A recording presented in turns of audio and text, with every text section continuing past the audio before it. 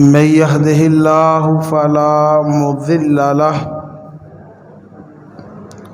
ومن يضلله فلا هادي له وأشهد أن لا إله إلا الله وحده لا شريك له وأشهد أن محمدًا عبده ورسوله صلی اللہ علیہ وآلہ وسلم۔ اما بعد، اعوذ باللہ السمیع العلیم من الشیطان الرجیم من حمزہ ونفخہ ونفثہ۔ قل ان کان آباؤکم وابناؤکم وإخوانكم وأزواجكم وعشيرتكم وأموال اقترفتموها وتجارة تخشون كسادها ومساكن ترضونها أحب إليكم من الله ورسوله وجهاد في سبيله فتربصوا حتى يأتي الله بأمره واللہ لا يهدي القوم الفاسقین۔ ہمارا یہ ایمان ہے کہ جس کسی نے بھی کلمہ پڑھا ہے وہ رسول اللہ صلی اللہ علیہ وسلم سے محبت کرتا ہے۔ آگے یہ ہر بندے کا اپنا نصیب ہے، اپنی محنت ہے، اپنی کوشش ہے کہ وہ رسول اللہ صلی اللہ علیہ وسلم کے کتنا قریب ہوتا ہے۔ یہ بندے کا اس کے رب کے ساتھ معاملہ ہے۔ یہ بندے نے خود اپنے اندر یہ چیز پیدا کرنی ہے، محنت، شوق، لگن۔ کسی کے دھکا لگانے سے یہ کام نہیں ہونا۔ ایک اعرابی، دیہاتی، پینڈو نبی کریم صلی اللہ علیہ وسلم کے پاس آیا اور کہتا ہے اللہ کے نبی صلی اللہ علیہ وسلم قیامت کب آئے گی؟ رسول اللہ صلی اللہ علیہ وسلم نے فرمایا کہ تو نے قیامت کی تیاری کیا کی ہے؟ تو نے تیاری کیا کی ہے؟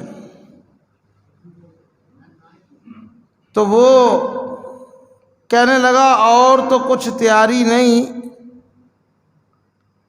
مگر میں اللہ اور اس کے رسول صلی اللہ علیہ وسلم سے محبت کرتا ہوں۔ تو نبی کریم صلی اللہ علیہ وسلم نے فرمایا جو جس کے ساتھ محبت کرتا ہے کل قیامت کے دن اسی کے ساتھ اٹھایا جائے گا۔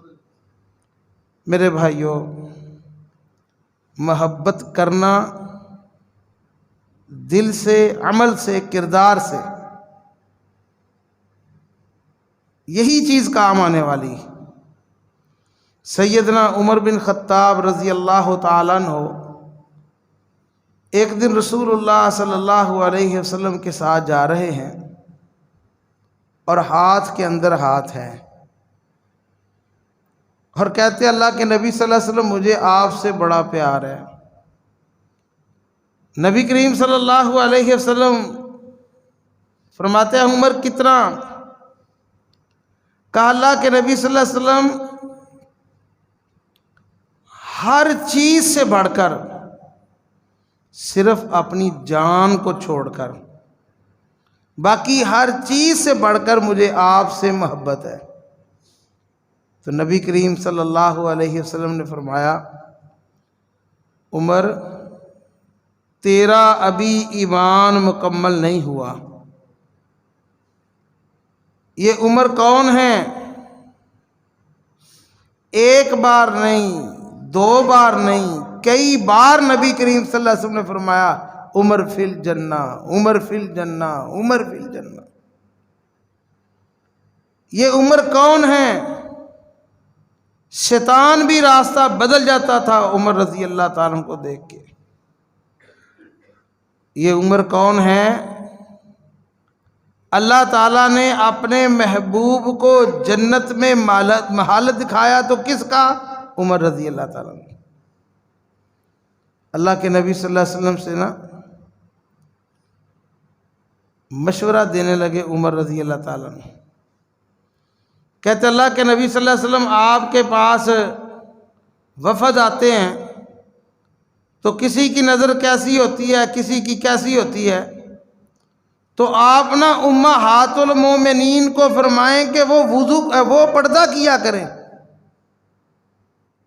اللہ تعالیٰ کو یہ بات اتنی پسند آئی، اللہ تعالیٰ نے پردے کی آیات اتار دیں۔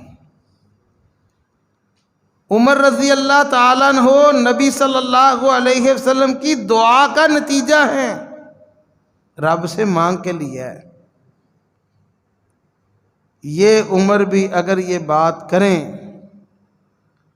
کہ اپنی جان کو چھوڑ کر باقی ہر چیز سے زیادہ آپ سے پیار ہے، تو آپ فرمائیں تیرا ایمان مکمل نہیں۔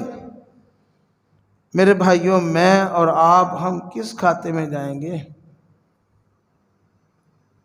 عمر رضی اللہ تعالیٰ عنہ تھوڑی دیر خاموش رہنے کے بعد کہتے اللہ کے نبی صلی اللہ علیہ وسلم ہر چیز سے بڑھ کر، حتیٰ کہ اپنی جان سے بھی بڑھ کر مجھے آپ سے پیار ہے۔ رسول اللہ صلی اللہ علیہ وسلم فرمایا عمر اب تیرا ایمان مکمل ہوا ہے۔ میرے بھائیوں، اللہ نے جو معیار مقرر کیا ہے، فرمایا قل ان کان آباؤکم و ابناؤکم و اخوانکم و ازواجکم، فرمایا کہ اے نبی صلی اللہ علیہ وسلم آپ اس بات کا اعلان کر دیجئے، لوگوں کو یہ بات بتلا دیجئے، اگر تمہارے والدین، تمہاری اولاد، تمہارے بھائی، تمہاری بیویاں، تمہارا کنبہ قبیلہ اور تمہارے کمائے ہوئے مال اور وہ تجارتیں جن کی کمی سے تم گھبراتے ہو، اور وہ مکان 5 مرلے کے، 10 مرلے کے، 1 کنال کے، وہ 1 ایکڑ کی کوٹھی جو تمہیں بہت عزیز تر ہے، احب الیکم من اللہ و رسولہ، اگر یہ تمہیں زیادہ عزیز ہے اللہ سے، رسول اللہ سے، جہاد فی سبیل اللہ سے، فتربصوا، پس پھر تم انتظار کرو، حتی یأتی اللہ بامری، اللہ تم پر کوئی عذاب لے آئے۔ واللہ لا یہدی القوم الفاسقین، اور اللہ فاسقوں کو ہدایت نہیں دیتا۔ میرے بھائیوں، ایک ایک لفظ کے اوپر صحابہ کی زندگیاں نشاور ہیں۔ جہاں اللہ نے بات کی قل ان کان آباؤکم، کہہ دیجئے اگر تمہارے والدین، وہاں سعد بن ابی وقاص رضی اللہ تعالی عنہ کی قربانی، اسلام قبول کیا، ماں نے ہڑتال کر دی،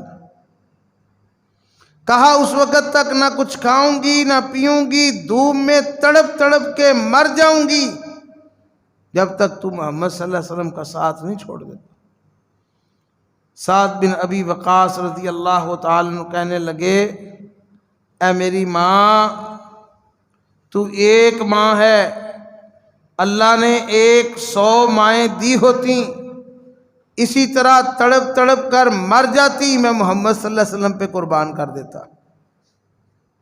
جہاں اللہ نے بات کی ابناؤکم، بیٹوں کی بات کی، اولاد کی بات کی، سیدنا ابو بکر صدیق رضی اللہ تعالیٰ عنہ کا ایک بیٹا مقابلے پہ آیا تو ابو بکر صدیق رضی اللہ تعالیٰ عنہ کہنے لگے، بیٹا کہنے لگا ابا جی آپ کئی بار میری تلوار کے نیچے آئے، کہا اگر تو میری تلوار کے نیچے آتا تو پھر میں نے بیٹا نہیں سمجھنا تھا۔ کتنے ایسے رشتے، اولاد کے رشتے۔ ابن عوف رضی اللہ تعالیٰ عنہ جب اسلام قبول کیا، ہجرت کرنے لگے، لوگ اکٹھے ہو کے آگے اور کہا بات سن بھائی، سنا تو مسلمان ہو گئے؟ جی ہو گئے ہوں۔ اب کدھر کا ارادہ ہے؟ ہجرت کرنے لگا ہوں۔ اچھا بات سنو، یہ جو تیرے پاس مال ہے نا، یہ تیرے ساتھ نہیں جائے گا۔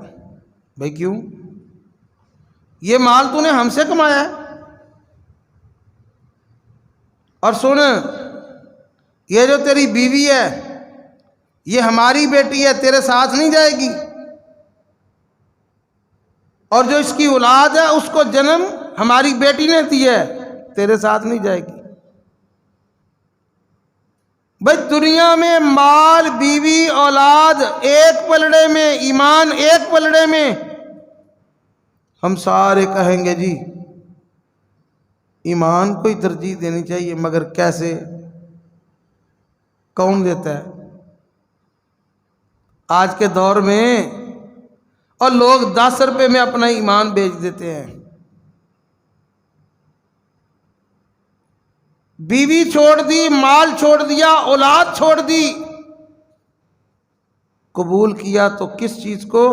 نبی صلی اللہ علیہ وسلم کی محبت۔ جب آپ مدینے میں پہنچے تو پاؤں میں جوتے بھی نہیں تھے۔ اللہ کے نبی صلی اللہ علیہ وسلم نے ایک انصاری کو بلایا، کہا یہ تیرا بھائی ہے ابن عوف۔ انصاری صحابی رضی اللہ تعالیٰ عنہ کہنے لگے اللہ کے نبی صلی اللہ علیہ وسلم میرے 2 باغ ہیں، میں ایک اپنے بھائی کو دیتا ہوں، میری 2 بیویاں، جو اس کو پسند آئے اس کو طلاق دیتا ہوں۔ ابن عوف رضی اللہ تعالیٰ عنہ کہنے لگے اس کے باغ، اس کی بیویاں اس کو مبارک، آپ مجھے منڈی کا راستہ بتلائیں، میں کام جانتا ہوں۔ قربانی دی، پھر اللہ وہ وقت بھی لے کے آیا۔ ایک دن مدینہ طیبہ میں تھڑ تھڑاہٹ ہوئی، امی عائشہ رضی اللہ تعالیٰ عنہا خادم سے پوچھتی ہیں یہ آواز کیسی ہے؟ خادم کہتا ہے کہ ابن عوف رضی اللہ تعالیٰ عنہ کا قافلہ آیا ہے، تجارتی قافلہ، اور 1000 اونٹ کے اوپر مشتمل ہے، اور غلے سے لادا ہوا ہے۔ اماں جان کہتی ہے میں نے رسول اللہ صلی اللہ علیہ وسلم سے سنا ہے ابن عوف رضی اللہ تعالی عنہ شانگیں لگاتا ہوا جنت میں جائے گا۔ خادم یہ پیغام، یہ خوشخبری لے کر ابن عوف رضی اللہ تعالیٰ عنہ کے پاس پہنچتے ہیں۔ جب ان کو خوشخبری دی، ابن عوف رضی اللہ تعالیٰ عنہ اماں جان کے پاس آئے اور آ کر پوچھا۔ اماں جان نے کہا ہاں میں نے نبی صلی اللہ علیہ وسلم سے یہی سنا ہے کہ ابن عوف چھلانگیں لگاتا ہوا جنت میں جائے گا۔ تو اسی وقت کہتے ہیں اماں جی گواہ رہیے میں یہ سارے کا سارا مال اللہ کی راہ میں وقف کرتا ہوں۔ میرے بھائیو جہاں اللہ نے بات کی قُلْ إِنْ كَانَ آبَاؤُكُمْ وَأَبْنَاؤُكُمْ وَإِخْوَانُكُمْ، مصعب بن عمیر رضی اللہ تعالیٰ عنہ بڑے خوبصورت تھے، اور اللہ کے نبی صلی اللہ علیہ وسلم ہمیشہ آپ کو دیکھ کے مسکراتے تھے، اور آپ مسلمان ہونے سے پہلے جو جوڑا پہنتے تھے دوسری بار وہ جوڑا نہیں پہنتے تھے۔ خوشبو اس قدر استعمال کرتے گھروں میں بیٹھے لوگوں کو پتہ چلتا کہ مصعب بن عمیر گزر کے گیا۔ جب اسلام قبول کیا تو ماں نے بلا لیا، ماں کو پتہ چلا، اس نے بلایا، اس نے کہا مصعب میں نے سنا تو مسلمان ہو گئے؟ جی ہو گیا ہوں۔ تجھے پتہ ہے اس کا انجام کیا ہے؟ جی پتہ ہے۔ اب کیا ارادہ ہے؟ کہا آپ نے جو کرنا ہے کرو، میں اسلام نہیں چھوڑوں گا۔ کہا چھین لو اس سے کپڑے، ڈال دو قید خانے میں، ٹارچر ہوا، مگر اسلام، ایمان، وفا کی اس کے ساتھ اللہ کے نبی صلی اللہ علیہ وسلم کے پاس رہا ہو کے آئے۔ تو ایک دن نبی صلی اللہ علیہ وسلم تشریف فرما تھے، مصعب بن عمیر نہ سامنے سے گزر رہے ہیں اور آپ کے بدن پہ ایک ٹاٹ تھا، اور اس ٹاٹ کو جو پیوند لگے ہوئے تھے وہ کانٹے کے ساتھ جوڑا ہوا تھا۔ اللہ کے نبی صلی اللہ علیہ وسلم کی آنکھوں میں آنسو آ گئے اور آپ کہنے لگے مصعب میرا وہ شہزادہ ہے، آج اسلام نے اس کی حالت کر دی۔ میرے بھائیوں، یہاں پر ایک سوال پیدا ہوتا ہے، مصعب بن عمیر رضی اللہ تعالیٰ عنہ کو عمدہ جوڑوں میں زیادہ سکون تھا کہ ٹاٹ میں؟ بتائیں۔ ہاں جی، ٹاٹ میں زیادہ سکون، ٹاٹ میں تھا، کیونکہ ٹاٹ کے ساتھ ایمان تھا۔ آج ہماری دوڑ وہ دنیا کے لیے ہے۔ اللہ کے نبی صلی اللہ علیہ وسلم کہ یہ صحابی مصعب بن عمیر رضی اللہ تعالیٰ عنہ، ایک جنگ کے اندر ان کا بھائی گرفتار ہوا، سگا بھائی، اس کو صحابہ باندھ رہے ہیں، تو مصعب بن عمیر رضی اللہ عنہ قریب آئے، کہتے ہیں ذرا کس کے بنو، کس کے باندھو اس کو، اس کی ماں کے پاس بڑے روپے ہیں، اس کو چھڑا لے گی۔ کہتا مصعب تو میرا بھائی ہے۔ کہا نہیں، میرا بھائی تو وہ ہے جس نے لا الہ الا اللہ محمد رسول اللہ پڑھا ہے صلی اللہ علیہ وسلم، میرا بھائی تو وہ ہے۔ جہاں اللہ نے بات کی قُلْ إِنْ كَانَ آبَاؤُكُمْ وَأَبْنَاؤُكُمْ وَإِخْوَانُكُمْ وَأَزْوَاجُكُمْ، اللہ اکبر۔ عبداللہ ابن مسعود رضی اللہ تعالیٰ عنہ حدیث بیان کر رہے ہیں کہ 4 قسم کی عورتیں لعنتی ہیں۔ مجمع میں حدیث بیان کرنے، 4 قسم کی عورتیں لعنتی ہیں۔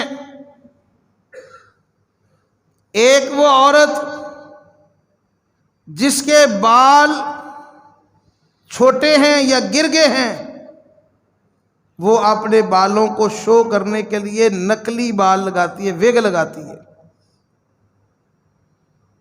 ایک وہ عورت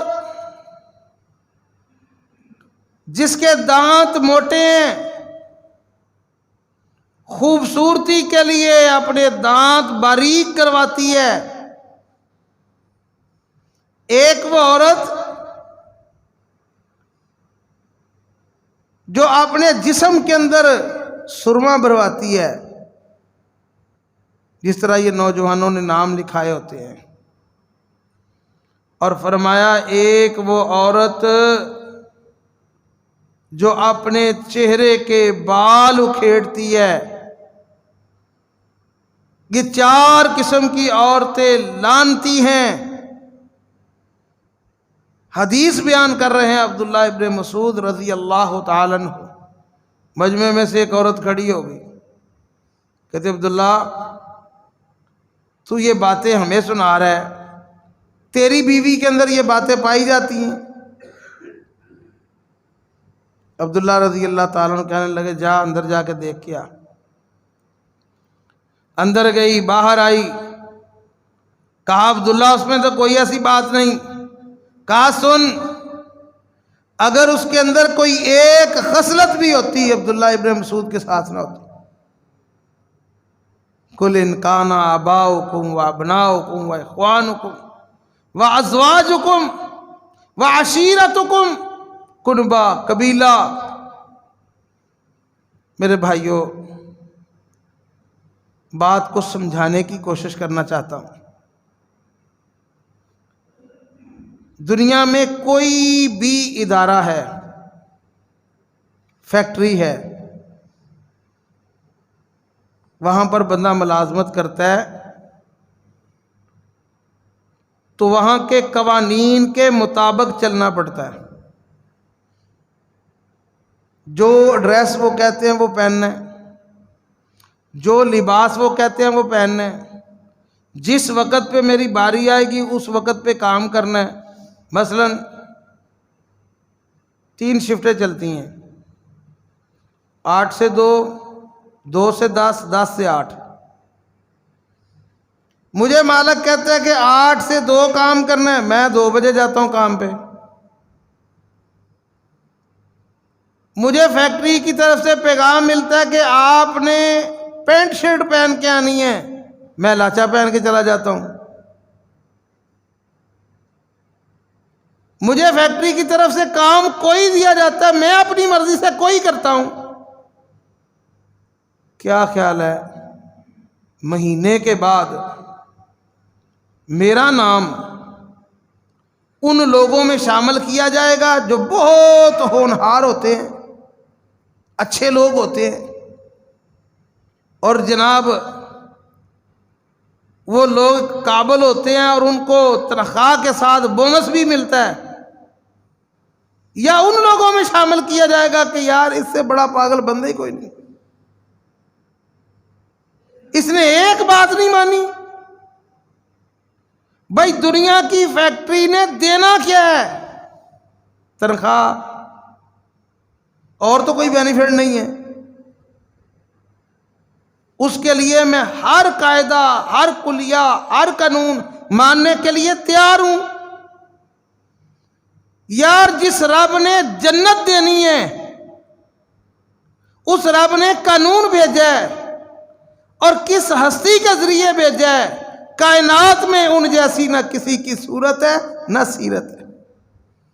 اللہ کے نبی صلی اللہ علیہ وسلم کے متعلق آتا ہے آپ کا سر مبارک بڑا تھا، آپ کی زلفیں ریشم کی طرح نرم تھی، آپ کی پیشانی وسعت والی تھی، آپ کی آنکھوں میں قدرتی طور پر ڈورے ڈالے گئے تھے، آپ کے دانت موتیوں کی طرح تھے، آپ کے ہونٹ گلابی تھے، آپ کے چہرے پہ جو داڑھی تھی چھاتی تک آتی تھی، آپ کے بال ریشم کی طرح نرم ملائم تھے، اور آپ کے ہاتھوں سے خوشبو آتی تھی، اور آپ کے ہاتھ ٹھنڈے اور نرم تھے. میرے بھائیوں، نبی صلی اللہ علیہ وسلم کے حسن کا عالم یہ تھا جس کی نظر چہرے پہ پڑتی وہ چہرہ ہی دیکھتا رہ جاتا، جس کی نظریں ہاتھوں پہ ٹک جاتی وہ ہاتھ ہی دیکھتا رہ جاتا، جس کی نظریں قدموں پہ ٹک جاتی وہ قدم ہی دیکھتا رہ جاتا. اللہ کے نبی صلی اللہ علیہ وسلم کا پسینہ لوگ اپنی عطر والی شیشیوں میں ڈالا کرتے تھے. کس لیے؟ اللہ کے نبی پوچھتے یہ کیا کرتے ہو؟ یا رسول اللہ صلی اللہ علیہ وسلم جتنی آپ کے پسینے میں خوشبو ہے دنیا کی کسی خوشبو میں نہیں. اللہ نے نہ صورت میں ان جیسا بنایا نہ سیرت میں ان جیسا بنایا، اور اللہ نے فرمایا لَقَدْ كَانَ لَكُمْ فِي رَسُولِ اللَّهِ أُسْوَةٌ حَسَنَةٌ، میرے محبوب کی زندگی تمہارے لیے بہترین نمونہ ہے.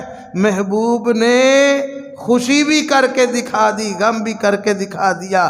محبوب نے ساری زندگی کا فریم میرے سامنے رکھ دیا کہ تیرا چہرہ کیسا ہوگا، لباس کیسا ہوگا، کردار کیسا ہوگا، رہن سہن کیسا ہوگا، دوستی دشمنی کیسی ہوگی، اور تیرا کھانا پینا کیسا ہوگا، تیری رشتہ داری کیسی ہوگی، تیری خوشی کیسی ہوگی، تیرا غم کیسا ہوگا.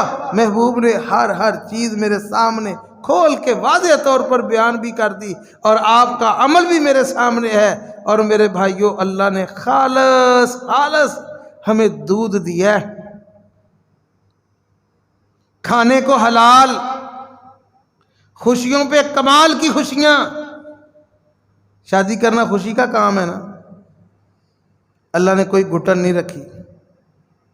ہاں جی، 1 2 3 4 اگر عدل نہیں کر سکتے تو 1 ہی. ہاں جی، تو اللہ نے اس میں گھٹن نہیں رکھی. ولیمہ کرو، بکرے کا کرو، جتنی طاقت ہے کرو، عقیقہ ہے مٹن کھاؤ. بھئی اللہ نے کوئی پابندی تو لگائی نہیں. پاکیزہ کھاؤ، پاکیزہ پیو، گندی چیزوں سے بچو، حرام سے بچو. مگر میں کہتا ہوں جی عشق بھی بہت ہے، محبت بھی بہت ہے، پیار بھی بہت ہے. جانا بھی جنت میں ہے، مگر محبوب کی بات ایک نہیں ماننی، نہ چہرے میں، نہ لباس میں، نہ کردار میں، نہ رہن سہن میں، نہ خوشی میں، نہ غم میں۔ میرے بھائیوں، کوئی ایک بات نہیں ماننی۔ آؤ، میں نے شروع میں بات کی کہ جو چاہتا ہے کہ مجھے نبی صلی اللہ علیہ وسلم کا ساتھ نصیب ہو، پھر دوڑ لگائے، اللہ کے نبی صلی اللہ علیہ وسلم کی سنتوں سے پیار کرے، دوسروں پہ تبصرے اور تنقید کرنے کی بجائے فلاں یہ کر گیا جی، فلاں وہ کر گیا جی، فلاں وہ کر گیا، نہیں، اپنا عمل اور کردار پیش کرے، اللہ کے نبی صلی اللہ علیہ وسلم کی سیرت کو اپنائے، آپ کے راستے کو اپنائے، اور جس طرح صحابہ نے والدین سے بڑھ کر، اولاد سے بڑھ کر، بھائیوں سے بڑھ کر، بیویوں سے بڑھ کر، رشتہ داروں سے بڑھ کر، مال سے بڑھ کر، گھر سے بڑھ کر، ہر چیز سے بڑھ کر اللہ کے رسول سے پیار کیا ہے، اسی طرح میری بھی ترجیح نبی صلی اللہ علیہ وسلم کی محبت ہونی چاہیے۔ یہی ہماری کامیابی ہے، اور اسی کے ساتھ ہماری نجات ہے، اور اسی کے ساتھ ہمیں جنت ملنے والی ہے۔ اللہ تعالیٰ سے دعا ہے اللہ حق بات کو سمجھنے کی، عمل کرنے کی توفیق عطا فرمائے۔ جزاکم اللہ خیرا فی الدنیا والآخرہ۔